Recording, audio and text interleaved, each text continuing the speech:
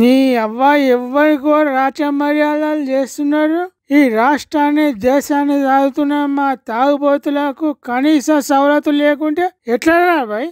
అందుకే ఈ నడి రోడ్డు మీద కూర్చొని తాగుకుంటా మా తాగుబోతుల తరపున ధర్నా చేస్తున్నా. మరి లేకుంటేందిరా బాయ్? కార్యాలు ఖరాబ్ అయినా తాగి తాగి సర్కార్ పథకాలు చక్కగా అమలయ్యేటట్టు చేసే మాకే సిట్టింగ్ రూములు ఉండేయా? మేము తాగితే వచ్చిన పైసలు పెడితే మాకు ఏసీ రూములు కట్టియచ్చు, కానీ మందు చేతులు పెట్టి ఎక్కడన్నా తాగిపో అని అంటే మేమేం కావాలి?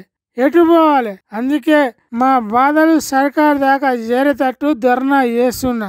ఈ సందర్భంగా ప్రపంచ తాగుబోతులకు చెప్తున్నా, మనమంతా ఏకం కావాల్సిన టైం వచ్చింది. ఈ కుటిల నీతి సర్కారులు మనకు న్యాయం చేయి. కాబట్టి ప్రపంచ తాగుబోతులారా ఏకం కండి. కనీస అవసరాలైన సిట్టింగ్ రూములు లేకుంటే ఎట్లా తాగాలి? బయటికి పోయి తాగితే పోలీసుల బాధ, ఇంటికి పోయి తాగితే పెళ్ళం బాధ.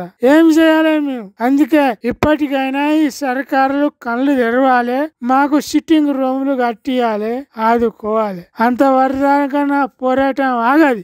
ఇట్లా సిట్టింగ్ రూములు లేనందుకు నడి రోడ్డు మీద కూర్చొని మందు తాగిండు ఓ తాగుబోతన్నా. ఇది శ్రీకాళహస్తిలో ఓ మందు బాబు చేసిన ఈ రంగం. తర్వాత పోలీసులు వచ్చిర్రా, తీసుకుపోయి తాగింది అరిగేటట్టు చేసిండ్రా అనేది తెలిసేటట్టు వీడియో లేదు మన దగ్గర. ఏమైందో ఈ తాగుబోతు పరిస్థితి ఏం పాడో గాని తాగినోళ్ళు చేసే చేష్టలు పరిశాన్ ఉంటాయి. ఒకవేళ మాట అయినారు, వాళ్ళు అనుకున్నది చేసేదాకా ఊకోరు.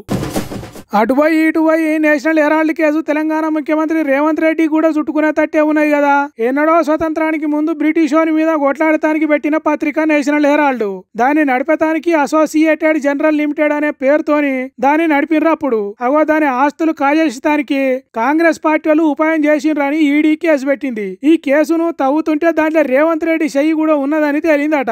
ఇంతకు ఈ కేసు ఏంటిదంటే, దేశంలో కాంగ్రెస్ సర్కార్ నడుస్తున్నప్పుడు రాహుల్ గాంధీ, సోనియా గాంధీలు యంగ్ ఇండియా అనే సంస్థను పెట్టినరట.